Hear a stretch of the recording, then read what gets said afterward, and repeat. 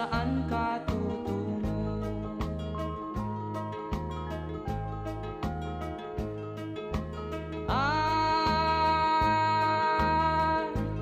Kung nakamit mo na ang pangarap,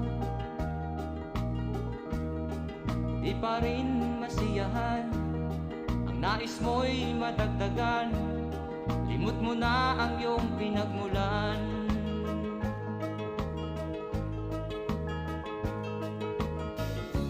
Bakit nga ba ganito? Ang tao'y walang kasiyahan.